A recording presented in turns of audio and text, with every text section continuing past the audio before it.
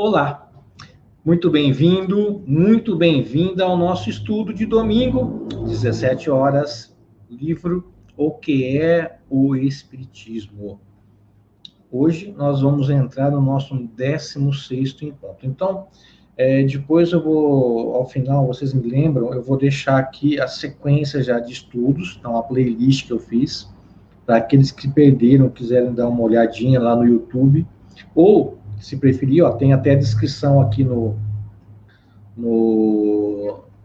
bannerzinho aí, ó. É só você acessar lá. Lá nós vamos ter desde o número 1 até o dia de hoje. Daqui a pouco eu coloco lá o que terminar. Assim que terminar, eu já coloco.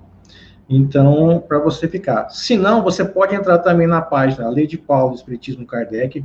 Tem um linkzinho lá, se você não está olhando de frente, na sua direita, no ponto alto, enviar mensagem. Ale, me manda para mim os links dos encontros passados, eu também coloco lá para você, ok? Me dê um retorno do meu áudio, ver se está tudo bem. Olha, fica tranquilo, ó. Luísa tá aí, tá?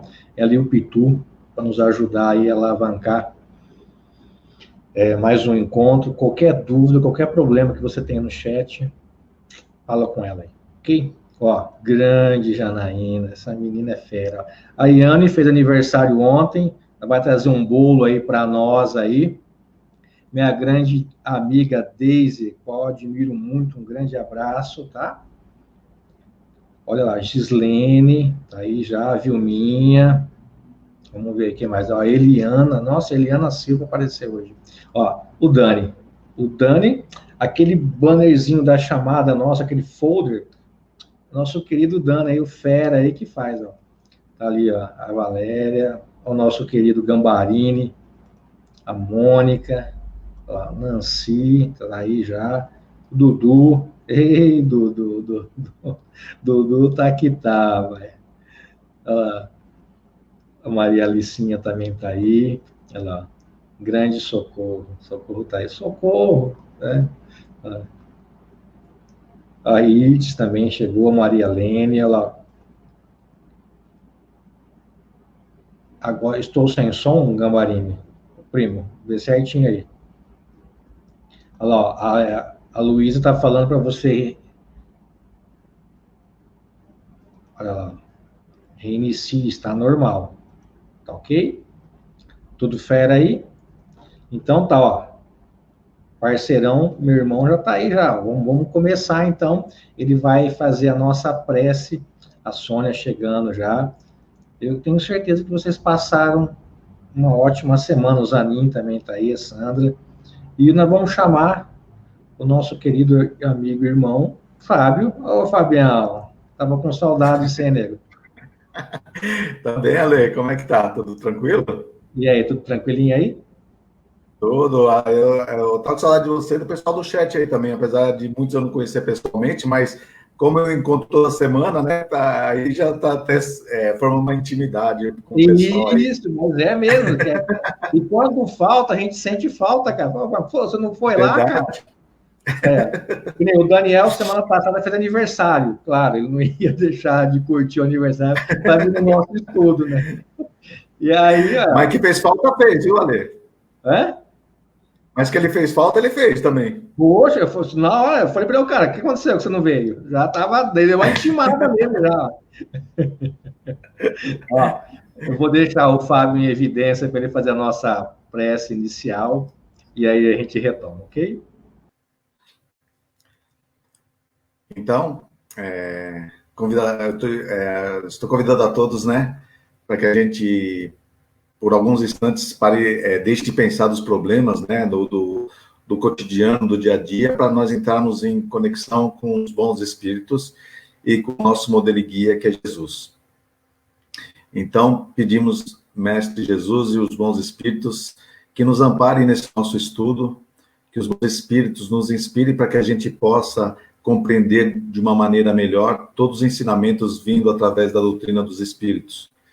E mais do que isso, que os bons espíritos consigam fazer com que nós consigamos colocar em prática todo esse aprendizado que veio através de Allan Kardec e dos espíritos superiores.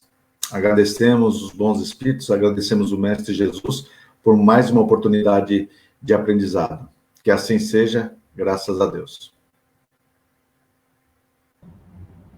Legal. Hoje, aliás, eu fiquei de conversar com o Fábio antes da gente entrar, mas como sempre eu chego atrasado, então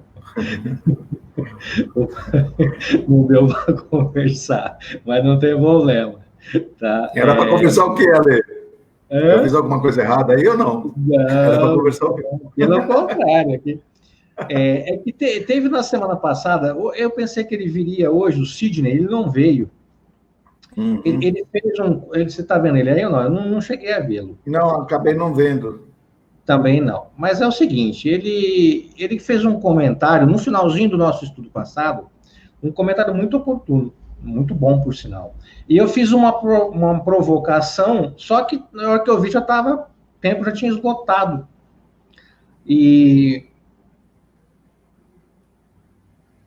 Então eu queria retomar o comentário dele, para a gente poder trabalhar em cima. Eu queria a tua ajuda aí, para a gente poder esclarecer o pessoal. Ele falou sobre a questão do êxtase. Então, nós vamos trazer alguma coisa relacionada a isso. Aí, depois, a gente vai entrar na dupla vista, porque eu acho uma coisa muito interessante, muito oportuna, a gente esclarecer para o pessoal o que é, para ficar para saber bem o que diferencia uma coisa da outra. Mesmo que a gente demore um pouco mais, era para ter entrado já em outro tópico já, mas a gente não tem problema. É que nós temos pressa, tá? Aqui a gente é tranquilo. Então, acho que a gente vai retomar, então, primeiramente, o que ele colocou para a gente. Eu acho muito oportuno. Eu vou trazer aqui, Fábio. Você vai me ajudando aí. Beleza. Isso lá. Pessoal, olha lá, vamos lá. Isso. Ó, não esquece de dar aquele curtizinho aí, né? Aquele compartilhar. Ok? Eu sei que nós temos muitos grupos aí, muitos amigos que podem, né? Às vezes está precisando de uma orientação ou de uma curiosidade, ele quer saber um pouquinho mais sobre o que é o espiritismo, sobre esses fenômenos. Então, é uma oportunidade de você estar colaborando com ele. Nós temos muitos grupos também de WhatsApp, grupos de centro, grupo de amigos espírita, grupo não sei do que todo mundo enche teu saco também, então enche o saco do pessoal também, compartilha lá, né? Aí fica eles por eles, fica certo. E o Sidney, ele colocou esse comentário aí, Fábio e demais amigos, né? Não sei se vocês conseguem visualizar, mas diz assim, ó, o estático, se não for magnetizado, pode provocar a desencarnação. Você guarda bem o que ele colocou aí, né, nessa afirmação que ele fez aí. Por quê? Então, vamos lá. Então, vamos partir disso aí para a gente poder colocar. Eu quero chamar a atenção de todos. Vamos entender o que é esse êxtase, para a gente poder entender se o que ele falou tem fundamento ou não. E é assim que a gente tem que proceder com tudo que nos fala. A gente não pode acreditar, nem vocês também devem acreditar no que eu falo, nem no que o Fábio fala também. Você também tem que pesquisar, olhar, ver se é. Se não for, traz para a gente vai discutir. Aqui entre eu, e eu tenho certeza que o Fábio também é assim, cara, a gente é de boa. Às vezes ninguém aqui é dono da verdade, ninguém aqui sabe mais do que ninguém. A gente é apenas um facilitador, apenas. Nada mais. Tem gente aí no chat que sabe muito mais que a gente, se for ver. Entendeu? Deveria estar aqui no meu lugar, não, e eu aí no lugar dele. Mas a gente troca experiência, ok? Então, vamos lá. Na questão 439, Kardec vai começar a falar sobre o êxtase, ok? Ele vai começar a falar sobre o êxtase, e aí a gente vai acompanhando junto, e o Fábio vai comentando as perguntas, e eu também, beleza? Então, vamos lá. Vocês conseguem ver aí? Fábio, tá aparecendo aí ou não? Tá, né? Tá. Qual que é a diferença entre o êxtase e o sonambulismo? Está na pergunta 439 de O Livro dos Espíritos. Então tá. Ele vai falar assim para nós, ó. O êxtase é um sonambulismo mais apurado. A alma do estático é ainda mais independente. Então, o que ele quer dizer com isso? Vamos colocar assim de uma maneira bem simples para você entender. O sonambulismo, ele vai até um certo ponto. O êxtase, né, o estático, ele vai além. É mais ou menos isso que ele quer dizer para a gente. Quer comentar alguma coisa para a gente poder prosseguir, Fábio? Pode ficar à vontade aí. Não, só relembrando que ele está falando aí da emancipação da alma. Sim, a gente já viu todo o processo. Todas essas que nós falamos até agora provém da emancipação da alma. Então, no sonambulismo, você vai até um certo ponto. Sim. E vai além. Pelo que eu entendi, o Kardec está colocando gradações, assim, primeiro é o sono, depois o sonambulismo, depois vem o êxtase, né? Então, o Kardec, do meu ponto de vista, parece que ele está fazendo uma gradação do desprendimento, assim, do espírito em momento quando a sua alma está emancipada. Sim, como um bom professor, né? Ele coloca de uma maneira muito didática esses ensinamentos. Tá? E aí, vamos partir para a próxima questão que vai tratar desse assunto. Ele vai perguntar assim, ó, o espírito do estático, ele penetra realmente nos mundos superiores? Olha que interessante essa pergunta, muito interessante. E vamos ver a resposta, que é mais ainda. Vê esses mundos e compreende a felicidade dos que os habitam, donde lhe nasce o desejo de lá permanecer. Há, porém, mundos inacessíveis aos espíritos que ainda não estão bastante purificados. Quer comentar alguma coisa, Fábio? Então, na realidade, o estático ele tem a oportunidade de presenciar como a beleza do mundo superior ao mundo que ele está encarnado no momento. No entanto, ele só pode dar uma olhadinha, né, Ale? Ele não pode querer ficar lá para sempre. Entendeu? Então, aí, por quê?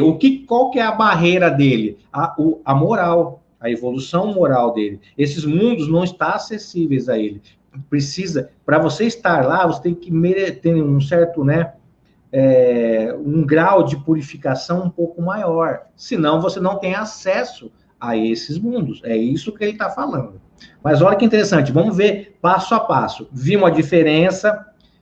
Agora Kardec, né, explicou para a gente que eles podem ir. Pode, mas é como você disse, né? Dá um oi lá e, né? Olha, só uma coisinha, Ale. O Daniel está falando, a gradação menor poderia ser o sono. Segundo eu entendo no capítulo, sim, né? O sono, assim, todos nós sonhamos e tudo mais. Mas, assim, emancipação da alma, assim, no ponto de ser estático. Se a gente fosse graduar, sim. O básico é o sono, né? Que todos nós dormimos e o espírito se emancipa, né? E a gente, muitas vezes, tem algumas experiências no mundo espiritual em virtude disso. Então, tudo isso aí todos nós fazemos. Mas visitar mundos superiores, assim, não é só... Já é todo mundo que pode. Tanto que no sono, Daniel, é uma coisa íntima, é teu, tá? Você não mistura. Agora, já no sonambulismo, já no estático, você pode ser médium. Médium sonambúlico, médium estático. Por quê? Você pode se comunicar com outros espíritos e trazer essa informação para o médium. Entendeu? Já o sono, não. O sono é sono. O sonho, perdão, né? É só o sonho ali, acabou. Mas olha que interessante agora a próxima. Quando o estático manifesta o desejo de deixar a Terra, fala sinceramente, não retém o instinto de conservação? Olha a beleza dessa pergunta. Olha como Kardec é muito lúcido. Ele fala sinceramente, mas e aquele instinto de conservação dele? Note que ele está falando sobre instinto de conservação. Isso é uma coisa importante para a gente, daqui a pouco, vai discutir um pouquinho sobre isso, tá? Guarda bem aí. Olha a resposta. Isso depende do grau de purificação do espírito. Se verifica que a sua futura situação será melhor do que a sua vida presente. Esforça-se por desatar os laços que o prendem à terra. Falar alguma coisa, irmão? Não, tranquilo. Tranquilo? Olha agora, a pergunta capital é essa, ó. Se deixasse o estático, né? Tem 2C, mas é erro meu, tá? Entregue a si mesmo, poderia a alma abandonar definitivamente o corpo? Qual que foi a provocação que eu fiz, né, no encontro passado? Como que se dá o desenlace, né, com essa quebra esse laço, né, que prende o corpo à alma? Como que se dá isso? Nós sabemos que quando há um desarranjo dos nossos órgãos, né, que é a morte biológica, rompe-se laços. Mas e agora? Agora ele não está falando da morte do corpo. Ele está falando aqui, a grosso modo, a alma vai abandonar o corpo. Como que é isso? Pode ou não pode? Aí, muito cuidado, tá? Olha a resposta. Perfeitamente ele poderia morrer. Olha só.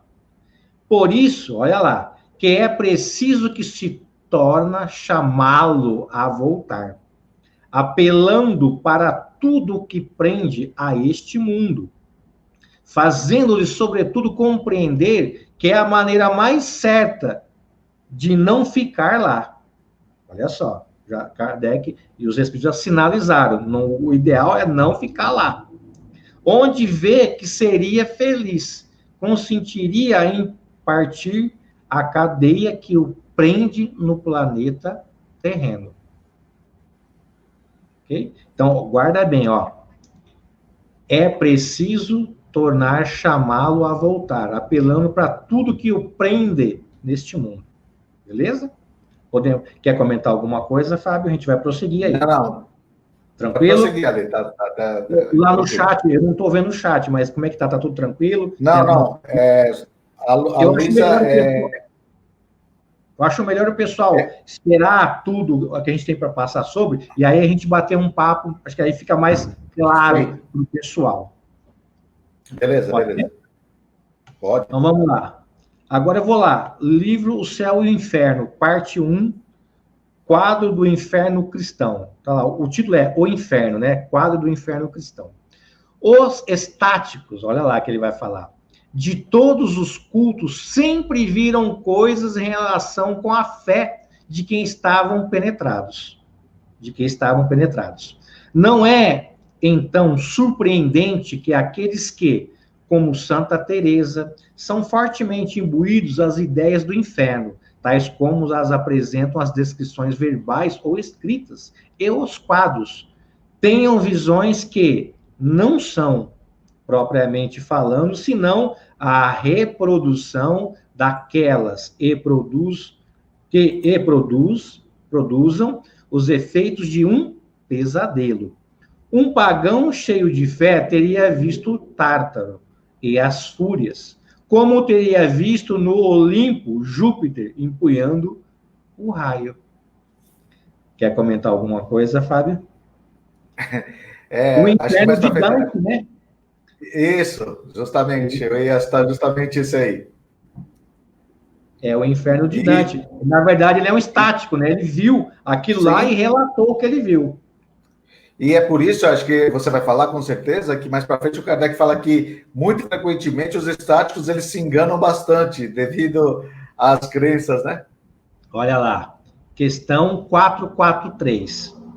Como o estático supõe ver coisas que, evidentemente, são produto de uma imaginação, que as crenças e prejuízos terrestres impressionaram, não será justo concluir-se que nem tudo, olha lá, nem tudo o que ele vê é real? Olha a resposta. É um pouquinho longa, mas vamos lá. O que o estático vê é real para ele. Aí, gente, tem uma grande diferença. Por quê? Eu vou até parar um pouco. Eu vou comentar a lei inteira, vamos lá. O estático vê é real para ele, mas como o seu espírito se conserva sempre sob a influência das ideias terrenas, pode acontecer que veja o seu modo, ou melhor, que exprima o que ele vê numa linguagem moldada pelos preconceitos e ideias com que se acha imbuído.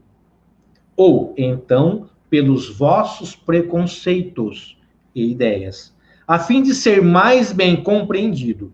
Neste sentido, principalmente, é que lhe sucede errar.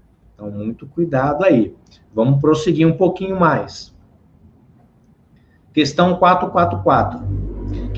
Que confiança se pode depositar nas revelações dos estáticos?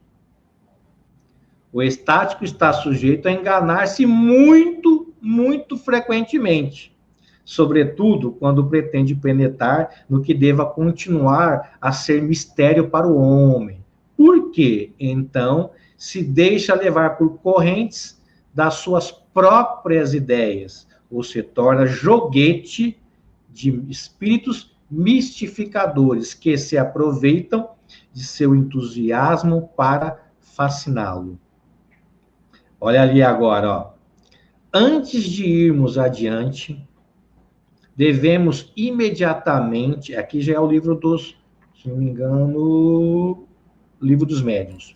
Antes de irmos adiante, devemos responder imediatamente a uma questão que não deixará de ser formulada.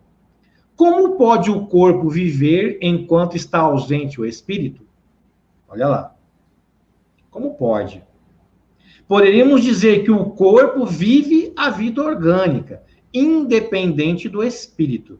E a prova é que as plantas vivem e não têm espíritos. Mas precisamos acrescentar que, durante a vida, nunca o espírito se acha completamente separado do corpo. Do mesmo modo que alguns médiuns videntes, os espíritos reconhecem o espírito de uma pessoa viva por um rastro luminoso. O pessoal chama de cordão prateado, cordão luminoso, né? Que termina no corpo. Fenômeno que absolutamente não se dá quando está morto. Por quê? Então a separação é completa. Por meio desta comunicação entre o espírito e o corpo, é que aquele que recebe aviso, qualquer que seja a distância que se ache do segundo, da necessidade que se possa experimentar da sua presença, caso em que volta ao seu invólucro com a rapidez do relâmpago.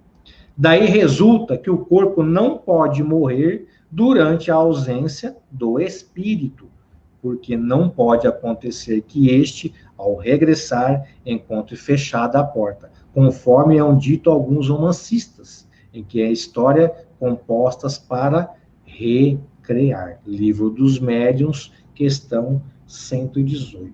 Opa, perdão, errei aqui. 118. E aí? Agora a gente vai poder conversar um pouco melhor. Primeira coisa que eu quero conversar, contudo, o que o nosso querido Sidney trouxe para a gente, eu vou até recolocar aqui para vocês. O estático, se não for magnetizado, pode provocar a desencarnação? Olha, o estático, ele pode sim romper os laços que unem ao corpo. Então, o espírito pode, pela sua vontade. É mais ou menos como se fosse um susto. A pessoa levou um susto, infartou, morreu. Seria mais ou menos isso. Ele pode provocar alguma sensação desconfortável no corpo. O corpo vai receber essas coisas, né, essa perturbação orgânica, e ele não vai suportar e vai ter falência dos seus órgãos. Vai morrer. Por isso que ele pode. Só que isso vai ser o quê? Um suicídio. Ele vai se suicidar. Ele tem o livre-arbítrio, ele tem a sua vontade. Mas o objetivo dele não é deixar a Terra. Se ele está aqui encarnado, é porque algum motivo e algum propósito, alguma missãozinha ele tem para cá. Se ele sai e não volta, ou ele rompe esse laço e quer ficar lá, muito cuidado mesmo. Por quê? Porque isso é considerado um suicídio. O suicídio é assim, ele sabe, né, que ele tem a vontade, ele tem um livre-arbítrio, ele pode cessar a vida dele. É a mesma coisa. Ele cessa o corpo e rompe o laço. Mais ou menos é assim que coloca a questão do estático em relação ao ele pode desencarnar. Ok? Também tem uma outra situação. Quando o espírito vai reencarnar, às vezes ele quer abortar aquela ida dele ao corpo. Ele não quer mais, ele rompe.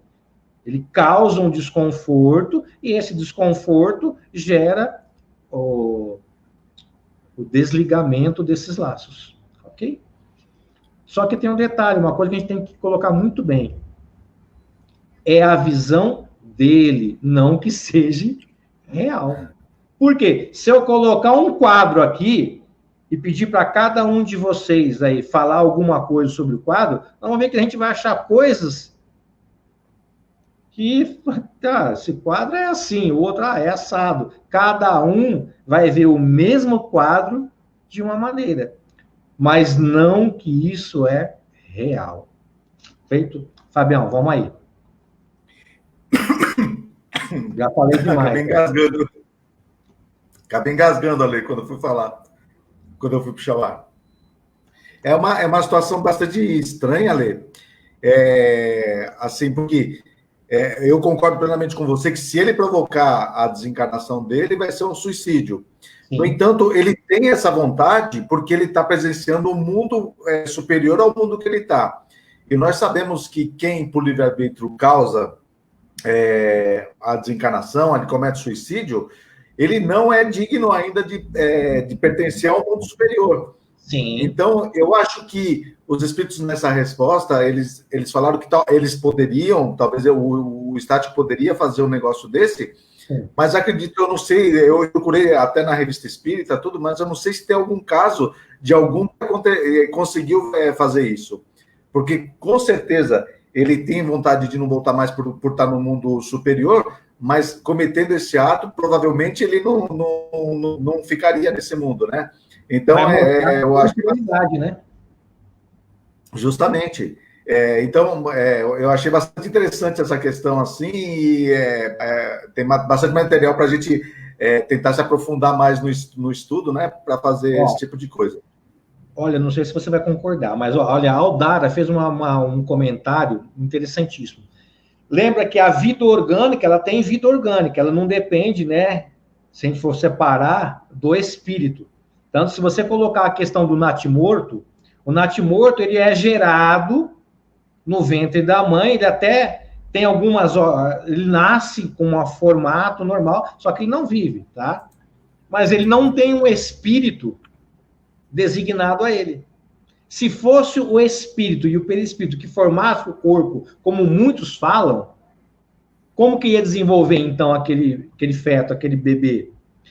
No caso do estático, vamos supor que ele rompa isso, mas se eu colocar ele em coma, induzir ele a coma e alimentar a vida orgânica, ele vai ter uma morte cerebral. Porque quem pensa... Mas o corpo, ele vai ser nutrido, ele pode ficar aí, talvez, por um tempo. Mas vai ser no caso dela, vai ter como uma morte cerebral. Seria mais ou menos isso aí, Aldara. Eu concordo com isso.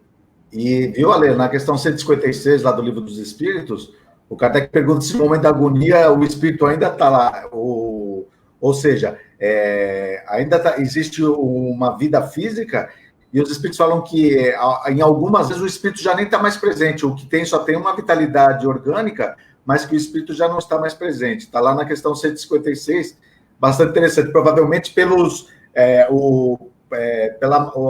equipamentos médicos estão fazendo com que aquela vida ainda esteja no corpo físico, mas o espírito muitas vezes já não está mais no momento da agonia. Não, legal. A questão do... Olha, a Célia faz uma pergunta, aliás, muito obrigado pela sua presença, viu, Célia? Como sabemos que não teve um espírito designado a ele? Olha, pela questão 356, entre os natimortos, alguns haverá que não tenham sido destinados à encarnação de espíritos? Alguns há. Agora, não sei como isso vai se dar, Célio, eu só sei que na questão 356, tá, Kardec e os espíritos nos falam que há essa possibilidade. Agora, como que eu vou saber isso? Eu, por enquanto, não tenho essa informação, ok? Se você souber, passa para a gente aí, que a gente traz para discussão aqui. Você sabe alguma coisa, Fábio? Como você sabe? Se teve ou não um espírito designado? Não é porque é natimorto, né? Não dá para saber, né? Assim, então, não dá para saber. É difícil. Mas a gente nunca vai saber, porque poderia até no começo da gestação ter um espírito designado, mas que, como você disse, né? Está lá no Livro dos Espíritos, o próprio espírito ele pode declinar daquela experiência que ele tem. Sim. E daí já nascer morto. Então não dá para saber, para a gente saber, tem ou não tem. Conforme a informação que os espíritos passaram, pode ser que tenha ou pode ser que não tenha, mas a gente nunca vai saber disso. Quando eu souber um dia, Célia, se você vai estar mais adiantada que eu, tá? Mas aí eu vou te falar, tá? Olha lá, vamos lá. Conheço a questão, ali, tá? A questão, ela está se referindo à questão de número 356. Deve ser isso que a gente está, pelo menos foi o que eu falei, tá? A pergunta é, entre os natimortos, ou seja, aqueles que já nascem mortos, alguns haverá que não tenham sido destinados à encarnação de espíritos? Alguns há, efetivamente, cujos corpos nenhum espírito esteve designado. Nada tinha que efetuar para eles. Tais crianças, então, só têm a função de seus pais. Só vêm em função dos seus pais. Pode chegar a termo de um nascimento um ser dessa natureza? Algumas vezes, mas não vive. B. Segue-se daí que toda criança que vive após o nascimento tem forçosamente encarnado em si um espírito? O que seria se ela não acontecesse?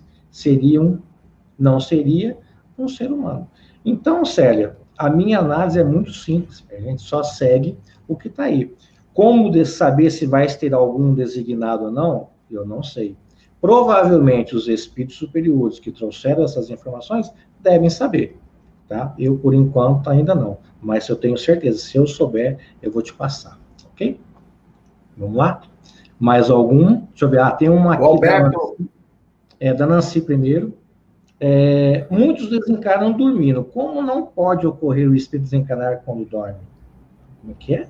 Muitos desencarnam dormindo.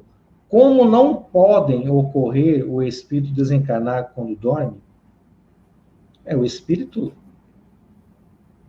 Você entendeu, Fábio? Porque falou que naquela hora lá o estático ele teria que vir ao corpo físico para desencarnar, né? Ele tem que estar falando. Presente. É isso. Mas assim, para que haja a desencarnação, o espírito tem que estar assim presente no corpo. Agora, eu vi até teve um vídeo esses dias, já faz um certo tempinho, que um vereador estava fazendo uma homenagem lá e ele falou que o sujeito dormiu e quando ele acordou já estava morto, né?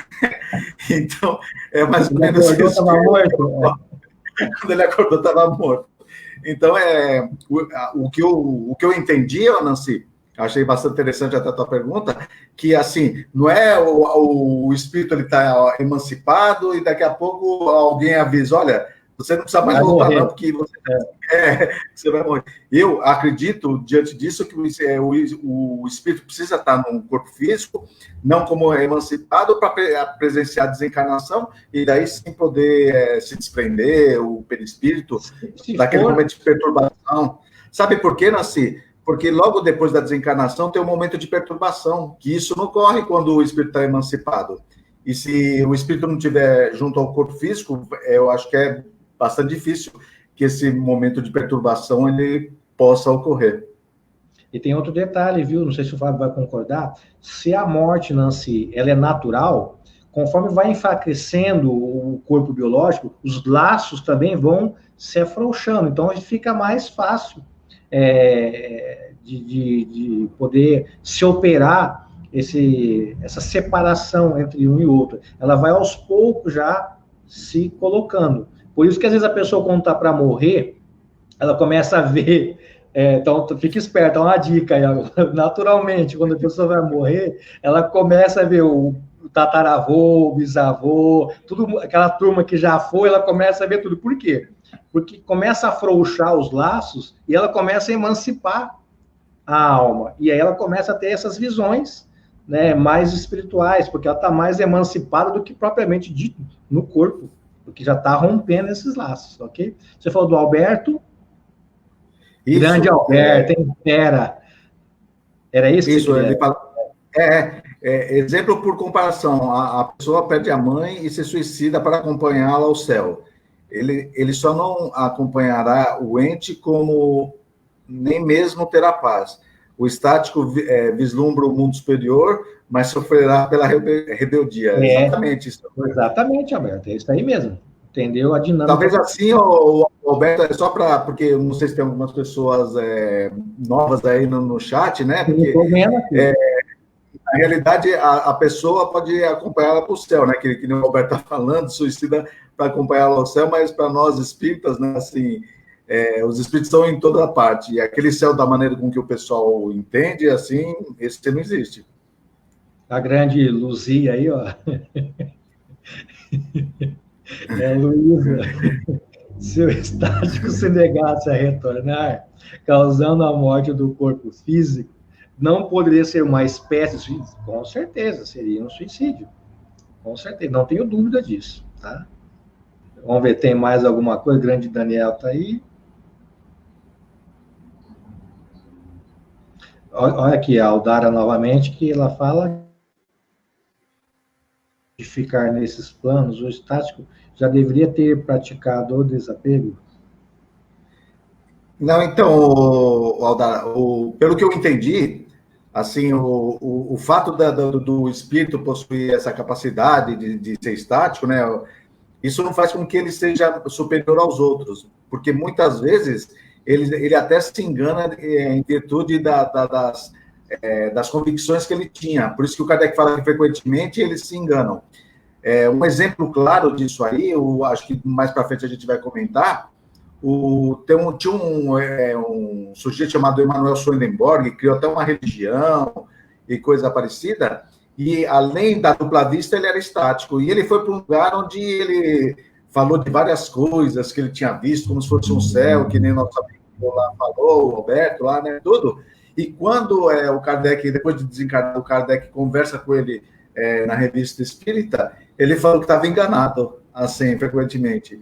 Então, o fato dele ser estático e ter a oportunidade de visitar não faz com que ele seja um espírito tão evoluído. Não. Você concorda, Lê? Claro, perfeito, perfeito. Tem até um comentário da Célia interessante. Obrigado, viu, Célia, mais uma vez. Nós não presenciamos a morte. Esta desaglomeração fluídica não é perceptível. Olha, eu não vou lembrar com certeza, mas na passagem, no céu e inferno, chamar a passagem lá, Kardec vai falar que a alma, ela experimenta as sensações de prazer de prazer e da dor. Isso ele vai falar, tá? A matéria inerte, isso eu me lembro lá, a matéria inerte, ela é insensível, tá? Mas só a alma, ela vai experimentar a sensação do prazer e da dor. Tá? Você lembra alguma coisa nessa passagem, Fábio? Do céu e inferno? Não, então, no passamento, eu não me recordo, ela está falando dessa desaglomeração fluídica, né? Eu sei que ele entra em momentos de perturbação, é isso que eu estou entendendo, tá, Lê? E ele fala que pode demorar de minutos até milênios, isso aí. Então, se o espírito, quanto mais desprendido, quanto menos materializado ele for, ele menos tempo, né? Ele vai passar por esse momento de perturbação e talvez, aí eu preciso me aprofundar um pouquinho mais, talvez ele consiga perceber essa desaglomeração fluídica, né? Que é quando o perispírito está se soltando do corpo físico. Se foi isso que essa afirmação dela foi do ponto de vista que eu entendi. Tá, então vamos lá. Vamos ver o que ele traz aqui, alguma coisa. Vou trazer aqui para vocês. Ó, no chat, tá? Aqui no chat ele vai falar assim, ó.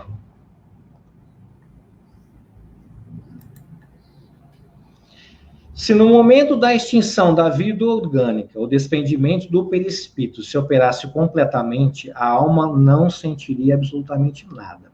Se nesse momento a coesão de dois elementos está com toda a sua força, produz uma espécie de dilaceramento que reage dolorosamente sobre a alma.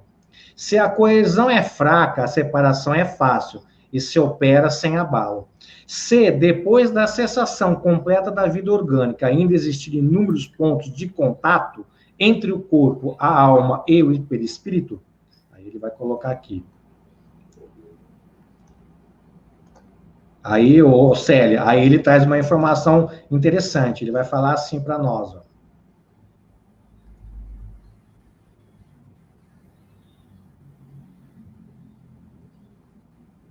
Disso resulta o sofrimento que acompanha a morte. Então aqui causa um sofrimento, lá. Está subordinado à força de aderência que une o corpo ao perispírito, que tudo pode ajudar na diminuição dessa força e na rapidez do desprendimento, torna a passagem menos penosa. Por fim, se o desprendimento se opera sem nenhuma dificuldade, a alma não experimenta nenhuma sensação desagradável. Talvez, Célia, para você não vai sentir nada, mas para mim, com certeza, vou sentir. Eu não tenho dúvida que para mim a coisa vai ser osso, mas para você, tenho certeza que não. Tudo tranquilo? Podemos prosseguir? Acho que a gente já deu uma patinada aqui, mas vamos seguir. Agora, Fábio, eu queria trazer um pouco da dupla vista. Vamos lá, você me ajuda? Sim, lógico. Vamos lá, vamos trazer um pouquinho da dupla vista, o pessoal me perguntou bastante, então vamos lá, ó. Deixa eu trazer aqui já.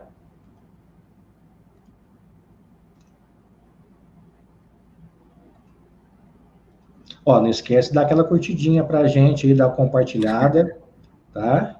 Enche o saco também do povo. O povo enche o teu saco, também enche o saco do povo também agora.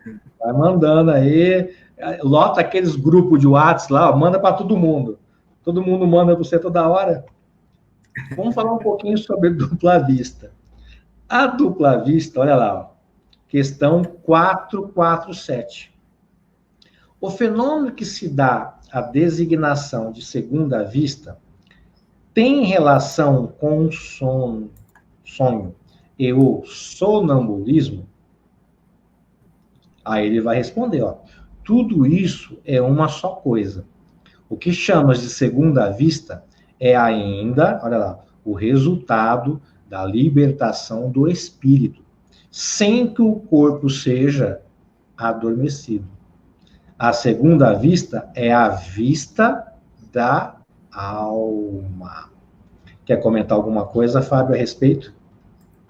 Não, o que eu acho interessante quando ele fala a vista da alma, é porque a dupla vista, se a gente for ver, a pessoa ela pode estar em determinado lugar e ela ter visões que está além do tempo e do espaço dela.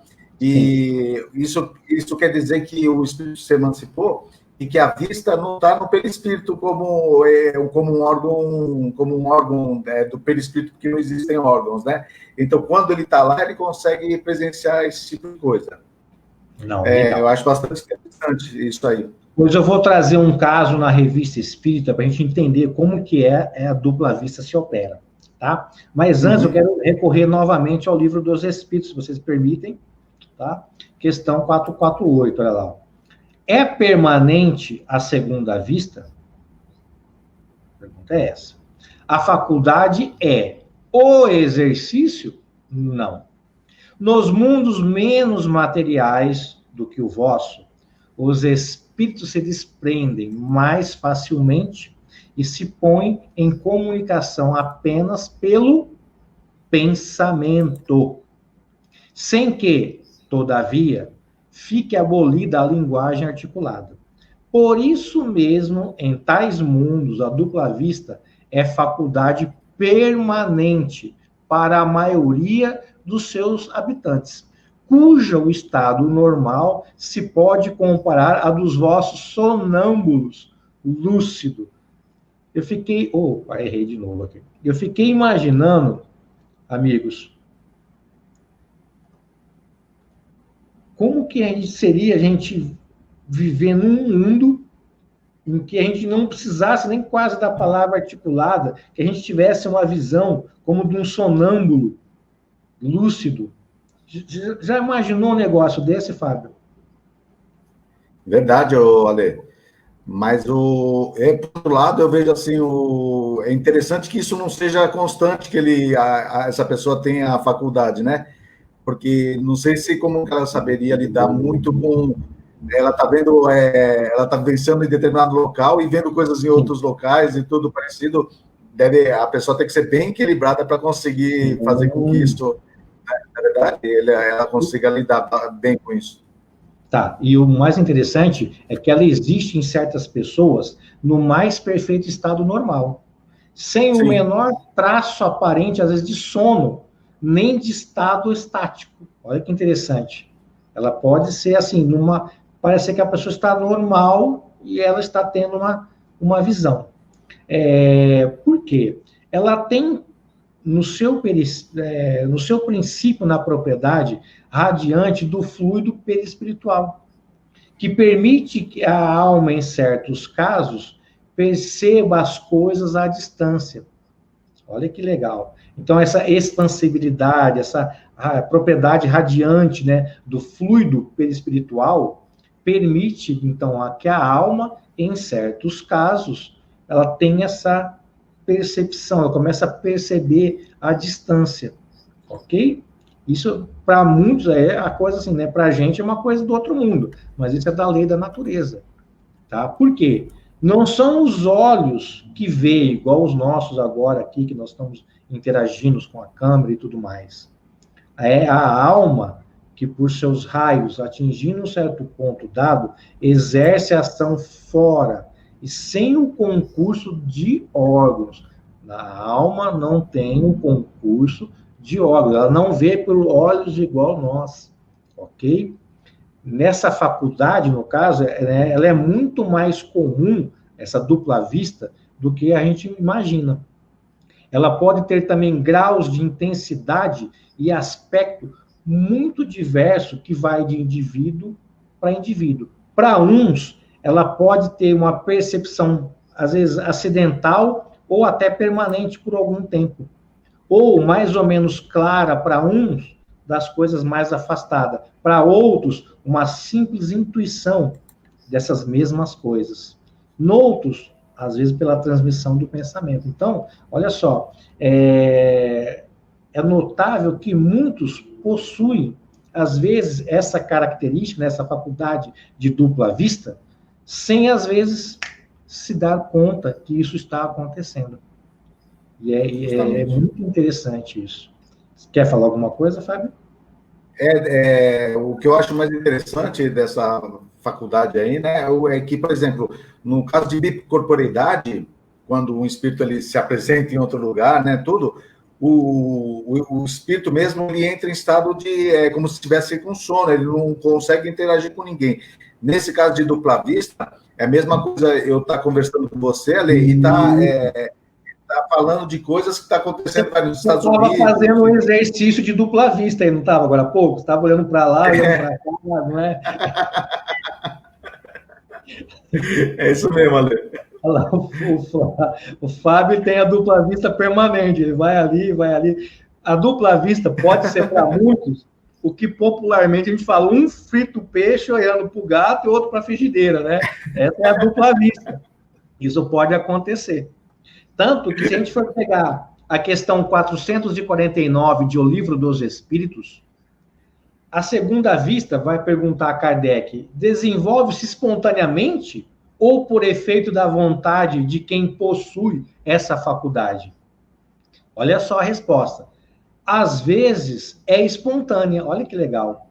Porém, com a frequência, também a vontade desempenha um papel importante no seu desenvolvimento.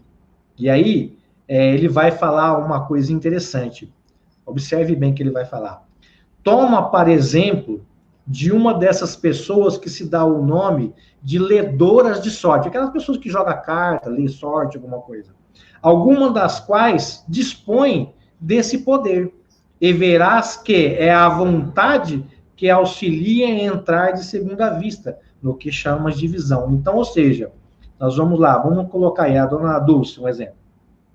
A dona Dulce, ela joga carta. A carta, na verdade, é o gatilho, né? É o disparo. Mas, na verdade, ela tem a dupla vista. Por isso que ela vai colocando a carta e já vai falando muitas coisas, ela vai vendo muitas coisas. Pode ser, nesse caso, um processo. E, como o Fábio falou, eu não preciso estar dormindo, não preciso estar em torpor, eu posso estar normalmente. Então, isso pode ocorrer. Quando alguém, não sei se alguém aí tem, como é que fala? O hábito de ir lá jogar carta, alguma coisa, então você já começa a ficar de olho nisso. Já ela vai jogando a carta e vai ver que, ó, ela vai conectando com as cartas e já vai falando um monte de coisa. Na verdade, ela tem uma dupla vista. Pode ser esse caso, entendeu? O Adalberto faz um comentário lá. O Fábio tem dupla vista. O Ale e o Fábio têm dupla vista eletrônica da internet e Jesus tinha naturalmente. Mas tá difícil, viu, Adalberto? O Adalberto colocou na mesma frase de Jesus, meu. Olha só que absurdo, né? Não. Jesus né? Que nem o Adalberto falou, Jesus tinha uma internet poderosíssima, né? Assim, ele já sabia tudo. No caso, que ela pode ser espontânea. Aí, na questão 450, Kardec vai perguntar, a segunda vista, ela é suscetível de desenvolver-se pelo exercício? Sim. Olha que legal. Sim. Do trabalho sempre resulta o progresso e a dissipação do véu que encobre as coisas. Olha que legal. Olha, você viu? É interessante. Então, para você ver que, às vezes, aquela pessoa que joga a carta lá, ela faz com tanta frequência que ela vai exercitando, então ela vai ficando mais, como que eu posso dizer? Vai refinando mais e vai se emprenhando cada vez mais nessa faculdade. E ela vai tendo cada vez mais... Vai crescendo, vai impulsionando ela. Tanto que na questão agora 452, vamos lá. Quero trazer para vocês essa aqui, para a gente comentar junto.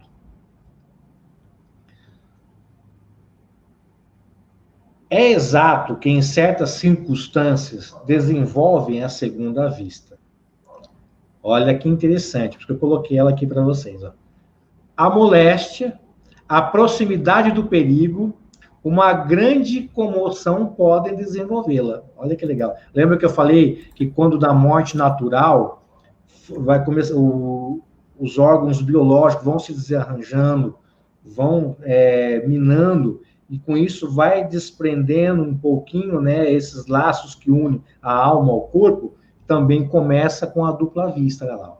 O corpo, às vezes, vem a achar-se num estado especial, olha lá, que faculta ao espírito ver o que não podeis ver com os olhos carnais. Então, não são os olhos da carne, tá? Ver com os olhos da alma. Olha só que interessante, ó. Nas épocas de crise, de calamidade, por isso que eu coloquei para vocês, um momento, mas nós estamos vivendo, as grandes emoções, todas as causas, enfim, de superexcitação do moral provocam, às vezes, o desenvolvimento da segunda vista. Parece que a providência, quando um perigo nos ameaça, nos dá meio de conjurá-lo. Achei muito interessante essa pergunta e essa resposta. Tem alguma coisa a comentar, querido? Não, é tranquilo, é exatamente isso aí mesmo, André. É bastante interessante esse tipo de coisa. Nossa, muito. Eu fico imaginando. Eu chego até a ter dupla vista, porque é tanto que eu imagino essas coisas. Agora eu vou pedir licença. Oi, pode falar. Você vai colocar o caso lá da dupla. A revista? Isso, agora que você vai colocar? Bom, então eu queria pedir licença a você e aos demais que estão nos acompanhando. Eu vou narrar um caso da Revista Espírita. Às vezes a revista é um pouco maçante, porque os textos são um pouco extensos, mas olha, vale a pena. Vale a pena você se atentar aí, antenado, porque se você vai ver como que isso ocorre e de que maneira se dá, para a gente poder ter uma noção. Quando eu estudei isso no Livro dos Espíritos, ficou muito legal, tive uma noção boa. Mas quando eu fui para a revista, na época, quando eu estudei isso, clareou demais. Por quê? Kardec traz um caso prático, e esse caso prático fez eu entender todas as questões que ele já tinha estudado em O Livro dos Espíritos. Por isso eu quero trazer para você em especial. Mas não esqueça de curtir nem de compartilhar, tá? Então vamos lá. Para você que quer acompanhar depois em casa, ou quiser acompanhar agora, pega lá. Revista Espírita, março de 1869. Dupla vista. Aparição de um filho vivo à sua mãe. Olha que interessante. O título já é legal. A descrição é mais ainda. Então vamos lá. O fato seguinte é relatado por um jornal de medicina de Londres e reproduzido pelo jornal The Rowan, de 22 de dezembro de 1868. Aí vai vir agora o texto. Na semana passada, o senhor Samuel, um dos principais empregados do banco, teve que se ausentar-se de uma reunião para a qual tinha convidado com a sua senhora, pois se achava muito indisposto. Chegou em casa com uma febre violenta. Procuraram um médico, mas esse tinha sido chamado a uma cidade próxima e só voltaria tarde da noite. A senhora Samuel decidiu esperar o médico à cabeceira do seu marido. Então, essa senhora, né? Então, ela resolveu esperar o médico, ia chegar muito tarde, do lado ali do seu marido. Embora com uma febre ardente, o doente dormia tranquilamente. Um pouco tranquilizada, vendo que o seu marido não sofria tanto, a senhora Samuel não lutou contra o sono e, por sua vez, adormeceu. Então, ela começou a cochilar e pegou no sono. Aí, vamos lá. Por volta de 3 horas, ela ouviu tocar a campainha da porta principal. Deixou a poltrona precipitadamente, tomou um castiçal e desceu ao salão. Lá esperava ver entrar o médico. Olha só que legal. Ela esperava o médico. Então ela chegou, desceu e esperava entrar o médico. Aberta a porta do salão, ao invés do médico, ela viu entrar o seu filho, Edward, um rapaz de 12 anos, que estudava num colégio perto de Windsor, longe dela, de onde ela estava. Estava pálido e tinha a cabeça envolta um largo penso branco. Olha que legal. E ele chega, ela vê ele entrando e ele fala para ela, agora é ele falando. Esperavas o médico para o papai, não? Perguntou ele, abraçando a mãe. Mas papai está melhor. Ele não tem nada mesmo. Ele levantará amanhã. Sou eu que necessito de um bom médico. Trata de chamá-lo, olha só, É isso ele falando para ela. Trata de chamá-lo já, porque o do colégio não entende muita coisa. Imobilizada, de medo, a senhora Samuel teve forças para tocar a sineta. Chegou a criada de quarto. Encontrou a patroa no meio do salão, imóvel, com o castiçal na mão. O som da sua voz despertou a senhora Samuel. Ela tinha sido presa de uma visão, de um sonho, chamemos como quisermos. Lembrava-se de tudo e repetiu à camareira o que tinha julgado ouvir. Depois exclamou chorando: deve ter acontecido alguma desgraça ao meu filho. Nisso chegou o médico tão esperado. Examinou o senhor Samuel, a febre já tinha quase desaparecido. Afirmou que tinha apenas uma febre nervosa e que seguia o seu curso e em poucas horas não teria mais nada. Depois dessas palavras tranquilizadoras, a mãe narrou ao médico o que havia acontecido horas antes. O profissional, por incredulidade, ou talvez por vontade de repousar, aconselhou a senhora Samuel a não ligar importância a esses fantasmas. Contudo, ele teve que ceder aos rogos, às angústias da mãe e acompanhá-la até o Windsor. Olha só. Ao romper o dia, eles viajaram a noite toda, chegaram ao colégio. A senhora Samuel pediu notícias do seu filho e responderam que ele estava na enfermaria desde a véspera. O coração da pobre mão, da própria mãe, apertou-se. O médico ficou desconfiado. Apressaram-se em visitar o menino. Ele havia sofrido um grande ferimento na testa, brincando no jardim. Haviam-lhe prestado os primeiros cuidados. Apenas o curativo estava mal feito. Entretanto, a ferida nada tinha de perigoso. Eis o fato, todos os seus detalhes. Soubemo-lo por pessoas dignas de fé, dupla vista ou sonho, devemos de qualquer maneira considerá-los um fato pouco comum. Como se vê, a ideia de dupla vista, ela ganha terreno. Ela ganha crédito fora do espiritismo, como a pluralidade das existências, o perispírito e tudo mais. Então, aí vem. Aí ele vai falar. A senhora Samuel dormia e, ao despertar, ela lembra do que viu.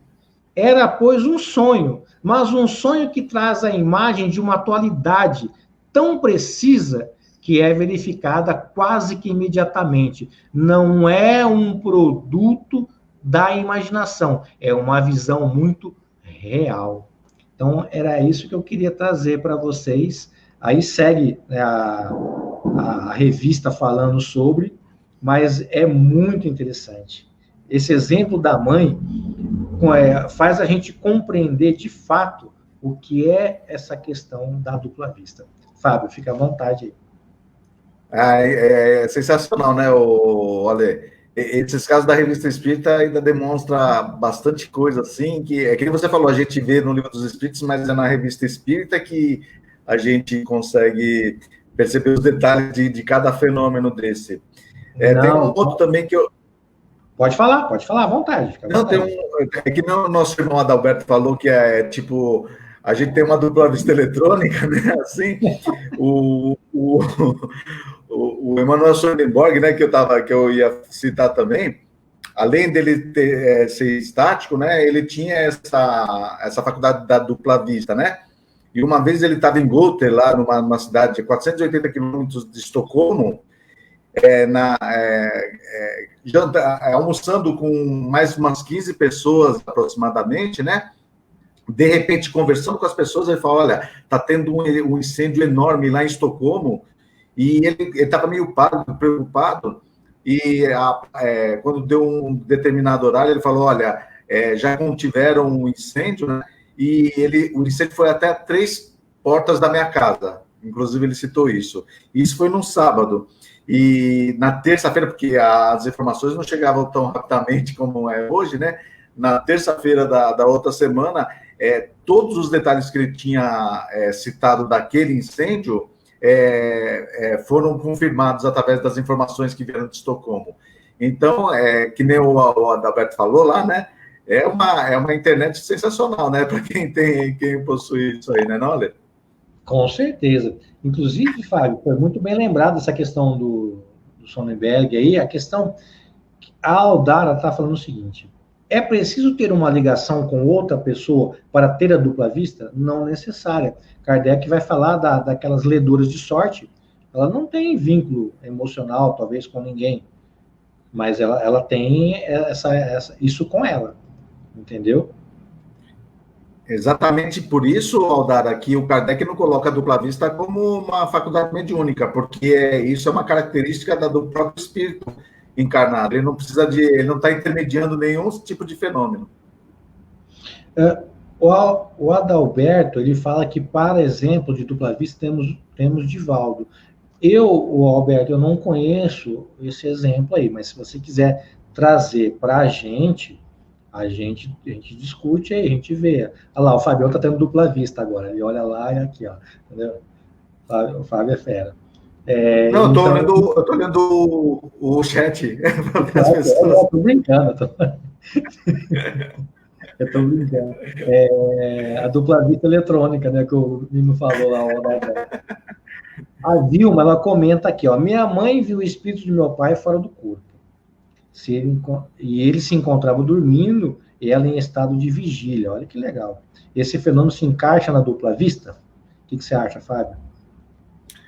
Na realidade, eu acredito que não, Ale. Bom, assim, agora fiquei em dúvida, porque a particularidade da dupla vista é você poder enxergar em lugares bem distantes do onde está o próprio espírito, onde a pessoa se encontra. Pelo que ela falou, ela é mais uma faculdade de evidência que a mãe dela possuía do que talvez de dupla vista. Pode ser que eu esteja enganado também, viu, Ale? Mas eu acho mais de evidência do que dupla vista. Aqui, ó, a Vá traz um relato dela aqui, ó. Me ocorreu um fato estranho em um trabalho mediúnico. Me vi em um cemitério assistindo uma exumação. Voltei muito aflita e com desagradável sensação. Após 2 anos, infelizmente, eu tive que assistir a exumação de uma afilhada, pois os pais não tinham a mínima condição. Então, o que ocorreu comigo no trabalho mediúnico foi uma dupla vista com intuição? Olha, eu não vou saber exatamente se foi uma dupla vista, porque 2 anos depois, né, uma coisa assim, a dupla vista é uma coisa que você vê um pouco mais envolto, mais assim, não tão longo, né, 2 anos, talvez pode até ser, mas talvez devido a você estar em transe mediúnico, talvez foi algum aviso que te deram, alguma coisa, não necessariamente, Valéria, uma questão de dupla vista. Qual que é a sua opinião, Fábio? Eu também acho. Pelo que eu entendo, dupla vista, não você perceber coisas do futuro, talvez, mas a pessoa está em determinado local e conseguir confirmar no mesmo horário coisas que estão ocorrendo em lugares bastante diferentes. Eu acho que essa é a característica. Sebastião faz uma pergunta interessante. Há diferença entre dupla vista e sair do corpo? Na realidade, o dupla vista, o espírito se emancipa, né? Existe uma emancipação. No entanto, Sebastião, uma característica que o Kardec fala é que a pessoa continua em estado de vigília e, assim, em contato com outras pessoas. Eu acredito que ela tem essa capacidade, é como se fosse, e eu acho que eu já até vi esse termo, o Kardec usando nas obras, eu não tenho certeza, como se fosse uma lupa, um telescópio que você conseguiria, da onde você está, enxergar coisas bem distantes do que está. Então, a saída do corpo, ou seja, emancipação da alma, é estado de sono, sonho, né, ou coisa parecida. A dupla vista é como se fosse um telescópio, uma lupa, para você poder enxergar bem longe. Você quer colaborar? Outro caso para você aí, Fábio, narrar. Porque o meu caso foi ter que sair para encontrar o que é agora o meu marido. E ao andar na rua, eu senti como se tivesse uma ânsia a subir pela nuca. E sentir como se houvesse alguém atrás de mim, mas não havia ninguém. Quando o encontrei, ele tinha estado numa rixa, é isso? Rixa? Isso. E tinha sido esfaqueado na mão. Então, por isso, foi dupla vista ou tem outra designação? O que você acha, querido? Eu não sei, talvez pode ser alguma coisa de vida, sei lá, alguma coisa que disparou isso, talvez não necessariamente uma dupla vista, né? Na realidade, assim, a questão 459 ela é bem divulgada por nós, né? Seus espíritos podem interferir em nossos atos e pensamentos. Pelo que eu posso entender aí, Aldara, rixa é uma briga em português de Portugal lá, viu? Ela estava falando aí. O que eu tenho a entender é que você estava sendo influenciada por alguns espíritos para que você, em determinado momento, encontrasse o seu futuro marido, né? E eles interferiram para que isso acontecesse. Não acredito que seja uma dupla vista, porque dupla vista, a característica é você ver exatamente aquilo que está acontecendo. Então, você estaria vendo uma briga, estaria vendo talvez o seu futuro marido ser esfaqueado ou coisa parecida. Nesse caso, me parece que você estava sendo influenciada por espíritos que queriam que você chegasse ao local que ele estivesse. Não, inclusive, vocês sabem por que Santo Antônio tem, para nós aqui do Brasil, Santo Antônio, ele tem aquele laço de casamenteiro? Vocês sabem o porquê disso, não? Talvez tenha muito a ver com o que ela narrou para nós aí, a Aldara. Conta, já li 3 livros sobre a vida dele, inclusive já visitei a língua dele lá, em Pádua. Detalhe, por que ele tem esse laço de casamenteiro? Por quê? Teve uma pessoa na Itália, tá? Não vou me lembrar da cidade, mas depois eu trago para vocês. Ela, naquela sua época, ela estava passando da idade de casar, porque tinha naquela época uma idade mais assim, que a pessoa tinha que casar, senão, né? Hoje não, hoje é mais tranquilo. E ela entrou em desespero, e falaram para ela que ia ter a trezena de Santo Antônio.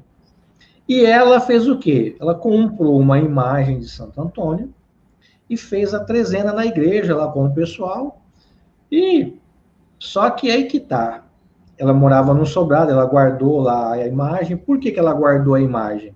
Porque passou muitos anos e não virou nada. Não casou coisa nenhuma. E ela, um dia, limpando o seu quarto, que era no sobrado, era na parte superior, ela limpando, ela se deparou com a imagem de Santo Antônio.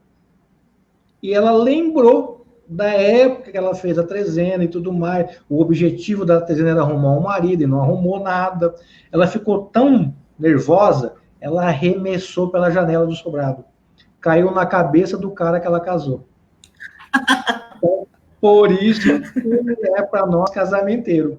E rachou, fez um corte na cabeça do cara. E é o cara que ela levou ela para o altar. Então, tem coisa que a gente não consegue, né? Kardec vai explicar, mas nesse caso, como o Fábio falou, talvez tinha todo um trabalho para que você fosse direcionando, né, até chegar até o seu marido aí, ok? Talvez, né, uma ocasião um pouco atípica, mas legal, é uma história de amor interessante, né?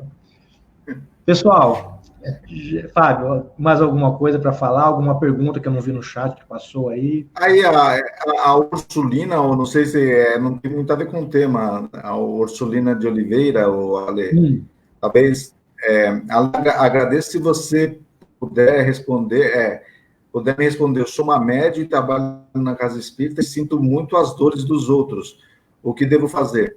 Assim, se eu pudesse falar alguma coisa, Ale, eu diria a ela que os outros, assim, as dores, muitas vezes, que as pessoas elas passam aqui nesse mundo de provas e expiações, é pertinente, muitas vezes, ações que elas fizeram, e essa dor é uma ferramenta de educação para que a pessoa não repita mais aquele tipo de coisa.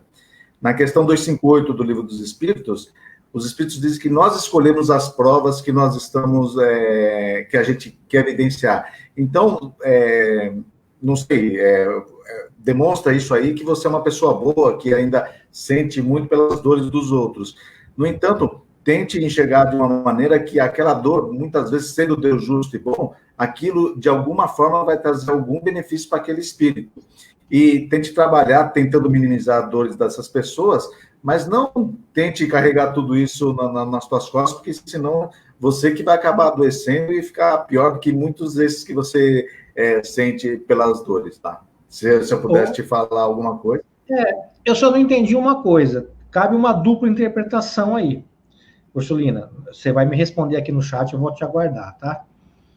Você trabalha na mediúnica, tá? No centro, tá? E às vezes você, nesse trabalho, você entra em contato com espíritos lá que precisam de ajuda, e essa ajuda vem para você, essa dor vem para você como uma remanescência do trabalho mediúnico, ou você sente as dores por sentir, igual o Fábio falou? Eu fiquei nessa dúvida aí.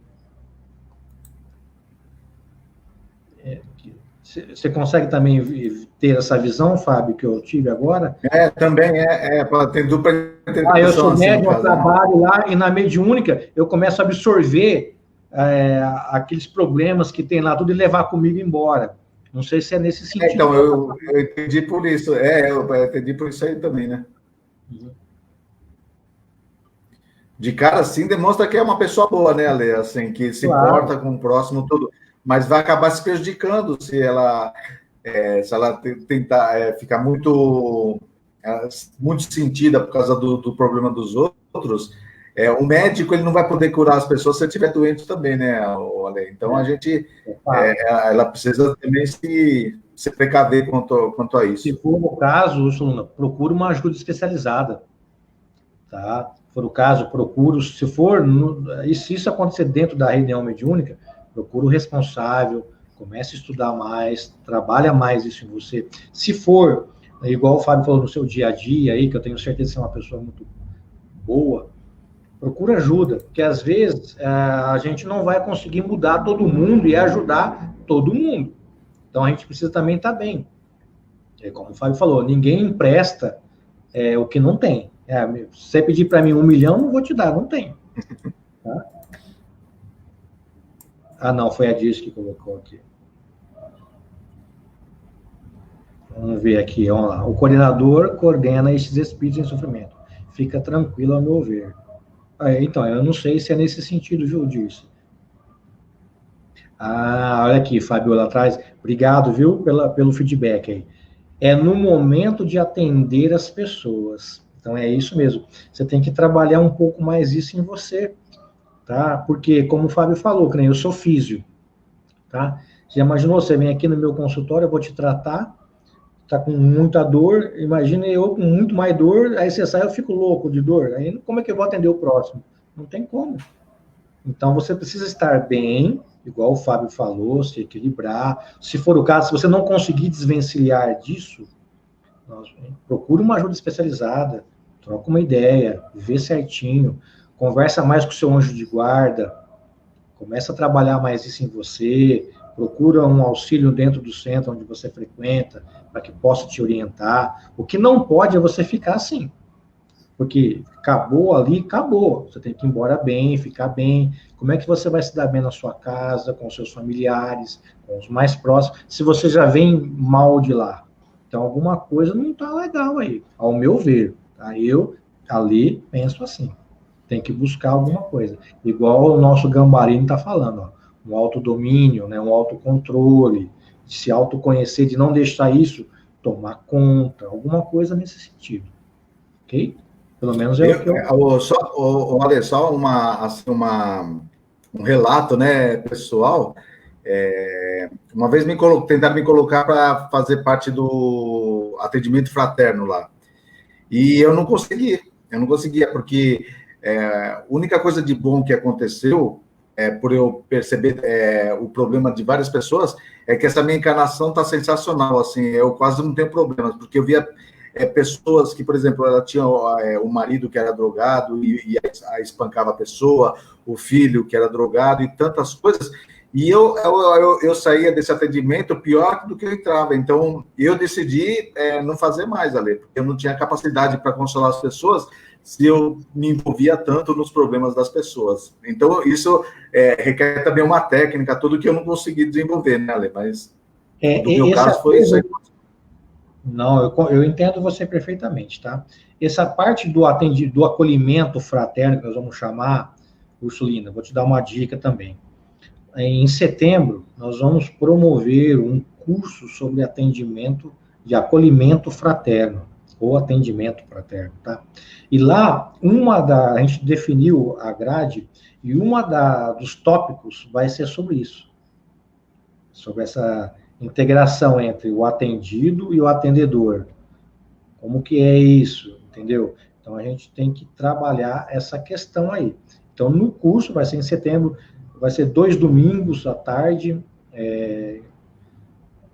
dia 13 e dia 20, vai ser, só que não vai ser pelo nosso canal, vai ser pelo canal da USE, mas a gente tem que trabalhar isso. Aí você vai ver que no atendimento, a pessoa que está lá como atendente, ela tem que ter todo um preparo para isso. Para quê? Para justamente não acontecer isso. Porque senão você, como o Fábio disse, ele acaba entrando nesse envolvimento e ele não consegue ver a solução ou ver a ajuda, porque ele está ali tão imbuído daquilo que às vezes ele acaba também se fechando.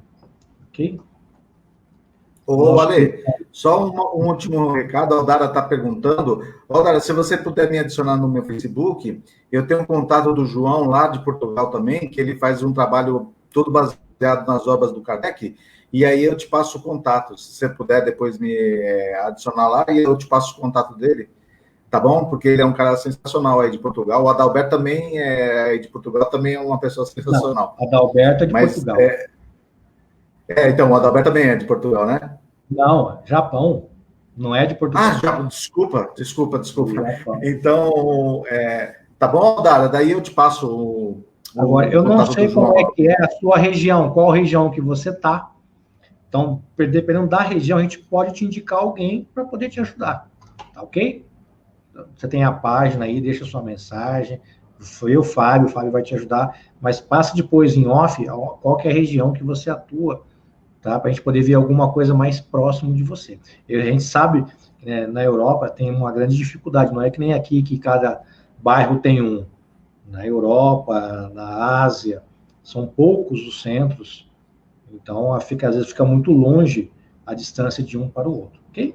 Pessoal, deixa eu ver aqui, a última aqui da nossa querida Eudóxia. Durante o atendimento é normal? É normal, acho que o que eu sentia me envolver com o problema dos outros, né? Ah, tá. Não pode. Isso não pode ocorrer. Por mais que você tenha compaixão, solidariedade, empatia, isso não pode fazer parte do atendente, tá? Você já imaginou, Aldóxia, perdão, se eu fosse um técnico em enfermagem, aí eu vou tirar o seu sangue, eu tenho medo de sangue, aí eu começo a falar um monte de coisa, aí eu tenho dó de picar você, e aí, como é que vai ser? Você imaginou chegar aqui para mim? Vamos colocar na minha prática profissional. Você quebrou o braço, tá? Quebrou o braço, ficou 90 dias engessado lá, perna, braço, tudo. Aí você chegou para mim. Qual que é o objetivo da fisioterapia? Pós-fratura. Colocar o movimento, novamente, que você tinha. E você acha o quê? Vai doer? Claro que vai. Agora, você já imaginou se eu ficar com dó de você? Você vai sair com o braço dobrado pro resto da vida. Não, eu tenho que dar um jeito de movimentar esse braço. Talvez vai ter situações em que a dor, ela vai vir, mas ela vai ter um propósito maior, que é recuperar a sua amplitude de movimento. Mas se eu entrar na tua dor, eu não vou conseguir. Se eu entrar na tua, eu não vou conseguir te ajudar. Seria mais ou menos uma pequena analogia, bem grosseira, mas a gente tem que ter a pessoa que está ali como atendente, ela tem que ter uma postura para melhor atender. Ela não pode se envolver. Seria a mesma coisa do que... Por que que o psicólogo, quando é muito amigo, ele não te atende? Porque ele vai se deixar levar pelas emoções.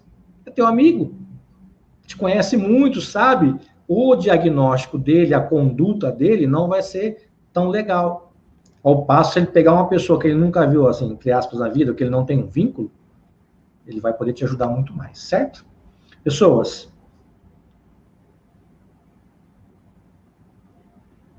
tá. A gente vai ter que encerrar, tá? Em Santa Catarina, São Domingos. Eu também, um grande abraço para todos daí. A gente vai ter que encerrar, já passamos do horário, ok? Lembrando que na terça nós vamos ter o nosso Resenha Espíritas 21/5. Olha lá, nós vamos falar sobre dependência emocional. Nós vamos trazer uma psicóloga, tá, que também é espírita, e nós vamos bater um papo sobre dependência emocional. Quase nem tem hoje, né? Mas a gente vai tratar desse assunto e vamos tentar jorrar um pouco de entendimento, um pouco de conhecimento, para que as pessoas possam lidar melhor com essas questões. Feito? Como o Fábio começou com a prece, então agora eu vou fechar com a prece. Feito? Fabião, você quer se despedir do pessoal? Já vou tirar você. Mandar um abraço para todo mundo, é sempre muito legal a participação. Estou vendo que o estudo está aumentando cada vez mais, as questões extremamente pertinentes, assim, olha, muito legal mesmo. Eu agradeço a cada um de vocês.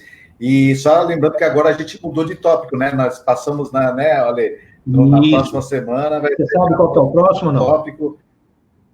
Não, eu não estou com ele aqui, não. Deixa eu ver aqui. Eu já estou com ele aqui.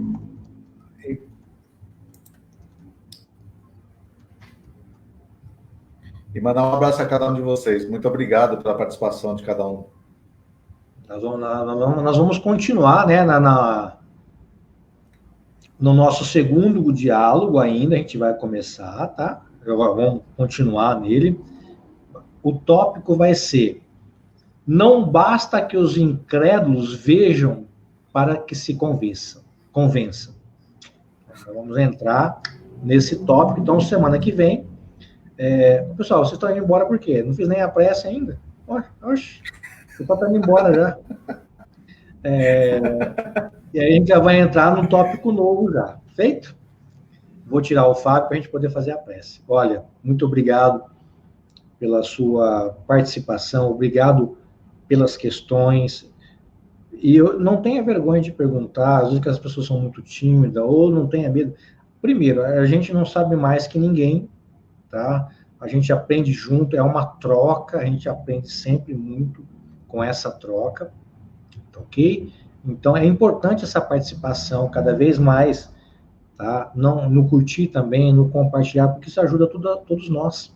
Feito? E lembrando que nós temos na terça o nosso Resenha 21/5 e na sexta também. Feito? O pessoal está pedindo aqui para mostrar a camiseta. Vou mostrar lá. É mais Kardec. Isso é parte de um projeto nosso, ok? Então vamos fazer nossa prece final, rapidinho. Não vai embora não, fica aí, compartilha, curte, aguenta a mão aí, ok? Vamos rogar, vamos silenciar um pouquinho, vamos fechar os nossos olhos por alguns instantes só e levar o nosso pensamento até Deus em agradecimento. Senhor, muito obrigado, mas muito obrigado de coração por nos permitir mais um encontro. Esse encontro de reflexão, de estudos, de troca, para que nós possamos entender um pouco mais desse Consolador prometido, dessa doutrina que nos esclarece, que nos consola. Muito grato, Deus, por tudo, e que a cada um que esteve conosco e que vai estar, possa sentir-se envolvido e que nós tenhamos uma semana para lá de boa. até domingo no nosso próximo encontro. Muito grato a todos mesmo. Gratidão.